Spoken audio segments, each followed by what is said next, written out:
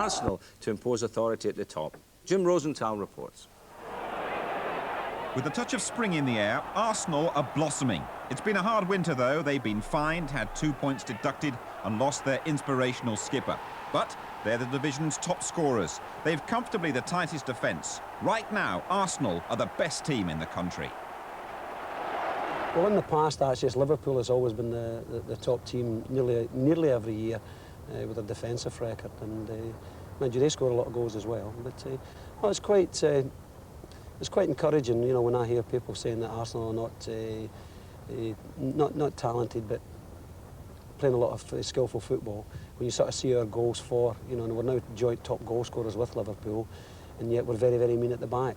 So I'm absolutely delighted that Arsenal, who have come in for criticism of being boring, that we've got the best defensive record, but we've also got the joint best goal-scoring record. I'm delighted for that. Arsenal's mean machine have had 21 clean sheets so far. They've conceded just 12 league goals, 10 fewer than Liverpool. Quite an achievement, especially for the keeper, David Seaman. I've actually likened David to Pat Jennings with temperament. They're both very, very laid-back characters. They don't get excitable at all, and I think that helps. Our defenders know they've got a top-quality goalkeeper behind them, and when we have an off night, David's usually there to make amends. Now, you had Tony Adams back in your side in the cup tie at Shrewsbury, but is he ready for a match like the one you're going to get at Anfield? I think so. Tony kept himself very fit in prison. He was working out mostly every other day. Tony's attitude is probably his biggest asset. He's got a wonderful attitude to the game, and just him being on the pitch is sometimes a big asset for the club. I think he's handled himself superbly, not only as a footballer, but as a person. He's been offered fortunes by certain tabloids to write his story, what's it like in prison, and some of his family. And for him to turn it down and she's got on with his game, it says a lot for him. As Adams returns, Alan Hansen, Liverpool's centre-half and skipper, departs. Hansen's lost his battle with a knee injury. He's severing all ties from the game. I've just decided that I don't want to be in football. Like I say, I miss playing and had 14 great years as a player. And I decided, like I say, 3 weeks ago after a long discussion with my wife, that I want to be staying in football in any capacity. Acting manager Ronnie Moran has devoted his life to Liverpool Football Club. He's seen Liverpool lose the First Division leadership on Luton's artificial surface. Now they're out of the Cup as well. Liverpool without Kenny Dalglish still seems very strange. I was actually astounded, when somebody told me about it, and when he came out with the pressure reasons, I was even surprised as well. You're under a lot of pressure when you're at a big club, but I started at a third division club at Millwall when we were bottom of the third, and there's pressure there as well, believe me. I'd always rather have the pressure at a top club, at the top of the league, than at the bottom in the third or fourth division. So Arsenal are back at Anfield, where George Graham savoured his greatest managerial triumph. When Arsenal clinched the title with virtually the last kick of the season, he was icy cool, keeping his emotions firmly under control. Is that for real or just an act?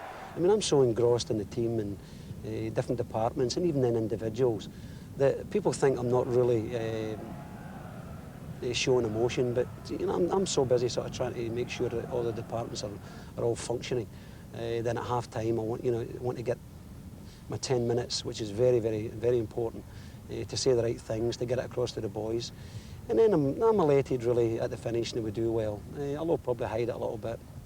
I get into the dressing room and I go, all right.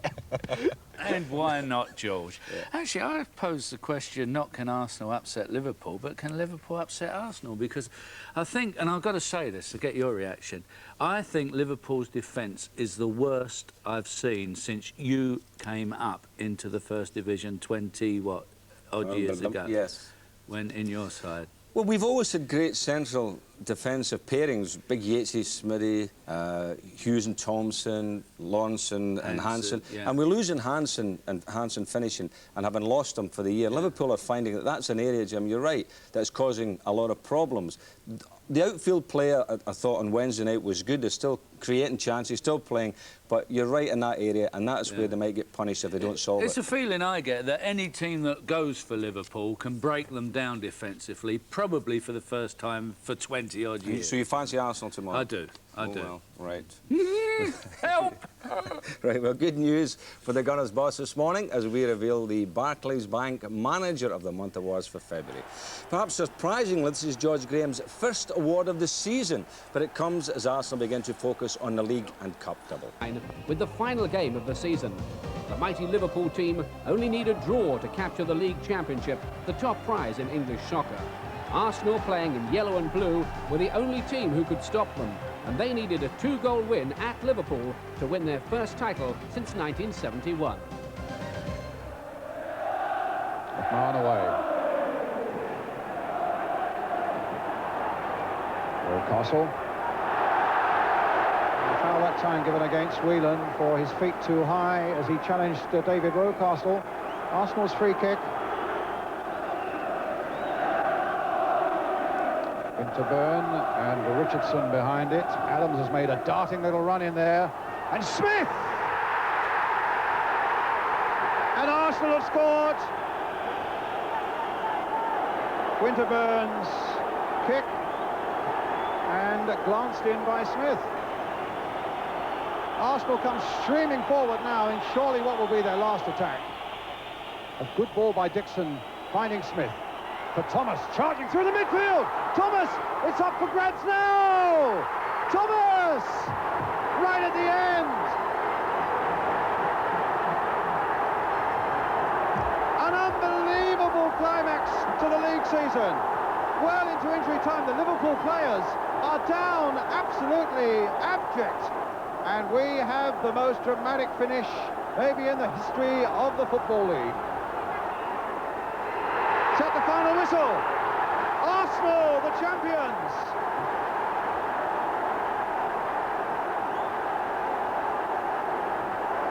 A momentous occasion this for Arsenal. Coming here, requiring a 2-goal lead, and snatched it in the most dramatic fashion in the last minute of the game.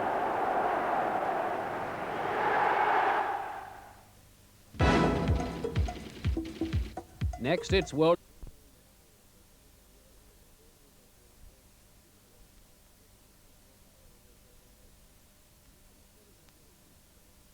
You lay down the principles of Europe and say, don't lose a goal at home.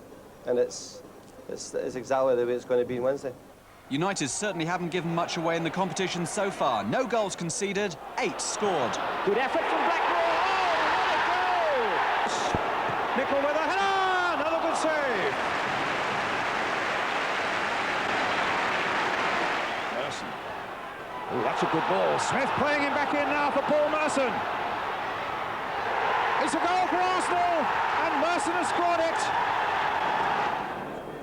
County, that's our match of the day. Handled this sort of problem for not even years, more like decades, and they just keep carrying on and just keep winning. And it's something they've mastered, and it was something I would like to master, being accepted as favourites. Victory over Cambridge on Saturday will put Arsenal in the FA Cup semi-finals, but Graham is taking nothing for granted. Well, Cambridge have done well. John Beck's done a very good job there the last few years. This is the second year, consecutive year, they've been in the quarter-finals of the Cup, and that's tremendous for such a small club.